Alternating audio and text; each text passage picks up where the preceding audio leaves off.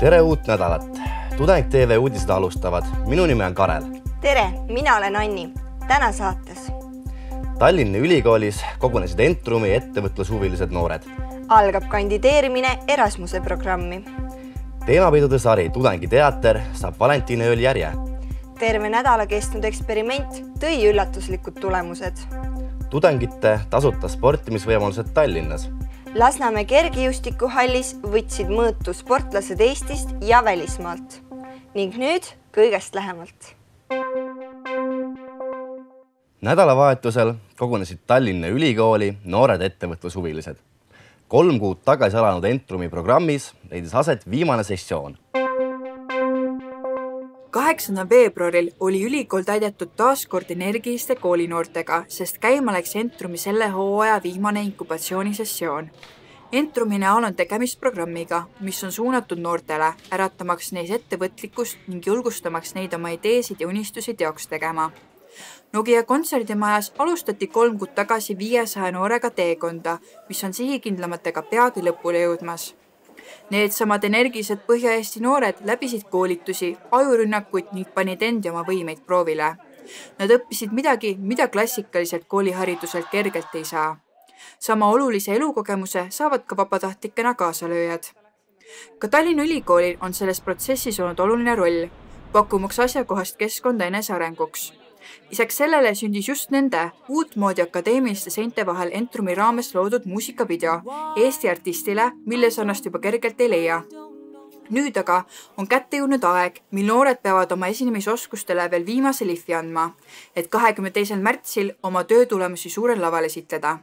Pinge on laes, sest auhindu ning presidendi käepigistusi jagub vaid parimatele. Ometi on seda laadi ettevõtmiste puhul osavõtt tähtsam kui võit. Kindel on see, et nii mõnegi jaoks on Entrumis saanud tema elu pöördepunkt. Elujanulistel üliõpilastel võib ikka tekkida soov maailmas ringi kolada ning vahetus üliõpilaseks olemine annab selleks hea võimaluse. Kandideerimine Erasmuse programmi on just praegu algamas. Veebruaris algab ülikoolides kandideerimine Erasmus programmi. Uurisime programmis juba osalenud tudengilt muljeid. Mina olin eelmisel sügissemestril, sellel sügissemestril Erasmusega Gentis, mis on väike linn Belgias. Osalemine oli tema sõnul oodatust oluliselt lihtsam ja suuri ootamatuseid välismaal ette ei tulnud. Väga tähtis on olla kõigele väga avatud ja ükskõik, mis siis juhtub, olgu see siis hea või halb asi, et olla sellele nii-öelda avatud ja mitte lasta ennast heidutada. Ka Maarja Lihti sõnul on kandideerimis vaja peamiselt motivatsiooni ja kindlat teadmist sellest, kuhu ja mida soovitakse õppima tulla.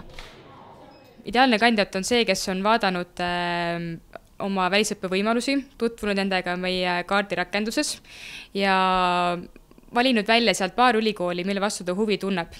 Ja ehk siis juba kandideerimise hetkel, kui me pärast avalduse esitamist temaga hakkame vestlema, siis ta juba teab, et mida ta tahab seal välismaal teha. Ja tudengid, kes tulevad välisõppest tagasi, tihti räägivad sellest, et nende õpiharjumused on muutunud.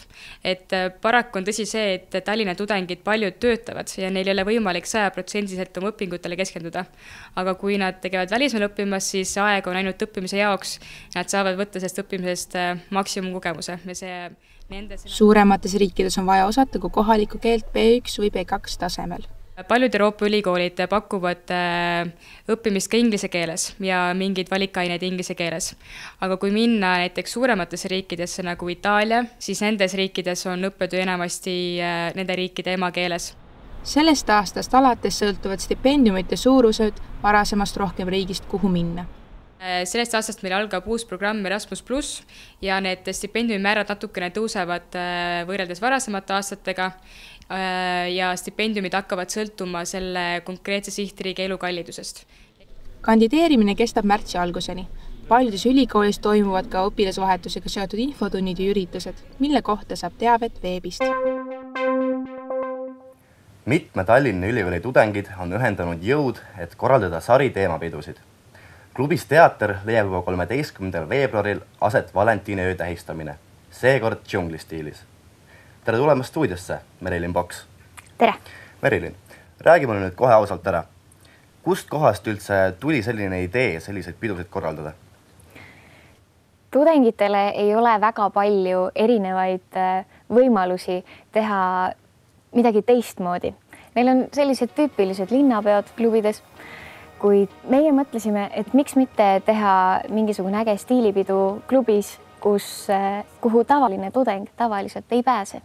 Näiteks klubiteater.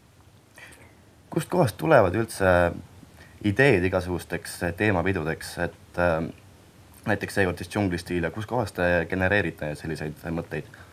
Mõtted tulevad nii meilt endilt ja tulevad ka tudengitelt endalt, et kellel on mingisugune vahva idee, kohe kirjutavad ja me loomulikult üritame neid ühendada ja siis paigutada neid täpselt niimoodi, et see sobiks ka siis klubiteatri miljööga.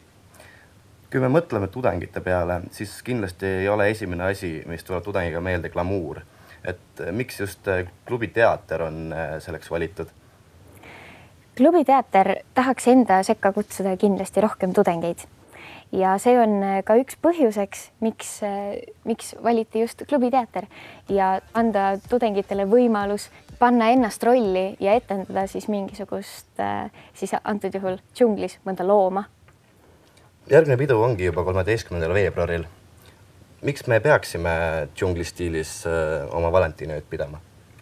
Ma arvan, et mitte kunagi varem ei ole ükski valentiinipäev olnud džunglistiilis ja see on just see pidu, kus kõik nii vallalised kui ka muidu vallatud saavad tulla ja ennast välja elada metsikus džunglis. Aitäh, Merilin Poks! Terve eelmise nädala jooksul oli Tallinna Ülikooli tudengitel võimalik jälgida riisieksperimenti. Teie ees on tulemused. Jaapanlane Masaru Emoto on üle 20 aasta uurinud sõnade, piltide ja muusika mõju veemolekulidele. Tema katsetest on selgelt näha, et erinevatel sõnadel on veele väga erinev mõju. Kuna inimene koosneb 70% ulatuses veest, siis otsustasime teha ühe katse. Ja meie tegime katse riisiga. Nimelt võtsime 2 purki, panime sisse riisi, keedetud riisi ja panime need tudengite vee kontori akna peale. Ühe purgi peale kirjutasime armas ja teise peale kirjutasime värdjas. Ja vaatame, mis siis juhtus. Inimesed said siis nädala jooksul tulla ja vaadata ja siis enda nagu energiaga mõjutada seda kõike. Ja tulemus on siis selline, et värdjas, purki lahti, hallitab. Ja noh, lõhn on väga halb. Aga siis on armas, mille sisu ei ole kohe üldse armas. Ja lõhnast ma ei hakka rääkima. Ehk siis meie püstitatud hüpotees tõestust ei leidnud ja hea sõnaga hallituse vastu ei saa. Rannahooaeg läheneb täiel kiirusel. Sel nädalal tutvustame tudengitele tasuta sportimisvõimalusi erinevatest Tallinna ülikoolides. Kuidas saab üks TLÜ, TTÜ, EBS-i või MTA üliõpilane taskukohaselt oma füüsist arendada?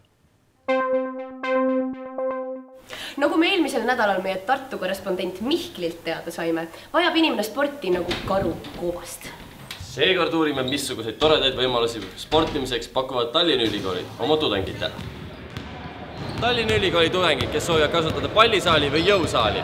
Selleks tuleb teil leida endale 2 tudengist sõpra või siis 2 Tallinna ülikooli töötajast sõpra. Siis leidke endale sobiv aeg kella 8 kella 10 vahel iga päev. Estonian Business Schooli tudengitele on aga harukordne võimalus kasutada Jakob Westholm gümnaasiumi spordisaali, kus siis igal teisipäeva õhtul saab mängida kas võrkpalli või korvpalli. Ja täpselt nagu Tartus saab ka Tallinnas võtta vaba-aineid. Nii TLÜs kui ka TTÜs on suur ja lai ja väga huvitav valik vaba-aineid, näiteks nagu trampoliinil hüppamine. Tallinna ülikooli tudengitel on võimalus osaleda ka ringtreeningus, mis toimub igal esmaspäeva õhtul ja iga kolmapäeva õhtul. Ringtreening koosneb 2 osast. Kõigepealt on soojendusjooks ja siis on juba jõusaalis harjutused, mis toimuvad ka treeneri juhendusel. Eesti Muusika- ja Teatriakadeemia tudengitel on võimalus end füüsiliselt ja kehaliselt arendada revalspordis, kus nad saavad hea hinna eest endal kuukaardi osta. Loomulikult saab valida ka erinevaid erialalisi liikumistunde, kuid lõppude lõpuks on ühele õigele EMTA tudengile kõige suuremaks trenniks erialatunnis osalemine.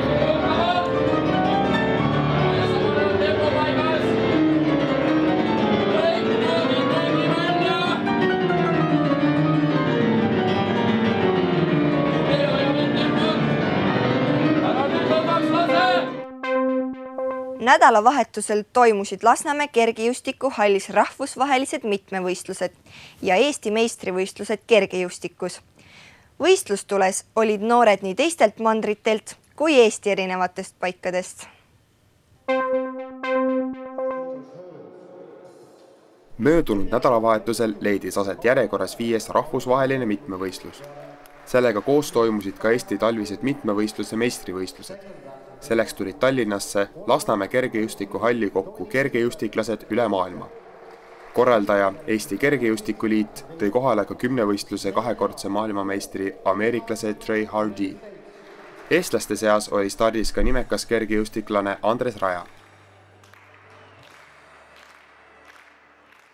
Võistlustules olid Eesti noormehed ja neiud, kes pole mitte ainult tublid sportlased, vaid ka usinad tudengid, esindamas Tartu Ülikooli, Eesti Maaülikooli ja Tallinna Tehnikaülikooli. Teiste tublide mitmel rindel võitlejate hulgas oli ka TLÜ tudeng, noorsooklassi SU23 konkureeriv Sören Jõõras, kes õpib rekreatsioonikorraldust. 21-aastane Kuusalu spordiklubi esindav noormees sai teise päeva lõppedes oma isiklikud rekordid nii kuulitõukes 10,85 meetrit, 60 meetri tõkkejooksus 8,64 sekundit kui ka kogusummas 5123 punkti. Meesteklassis oli teiste seas ka TLÜ kehakultuuri tudeng Kaarel Jõeväli. Teise päeva lõppedes oli Kaarel 4. kohal 5853 punktiga, edestades seejuures suurfavoriiti Trey Hardeed.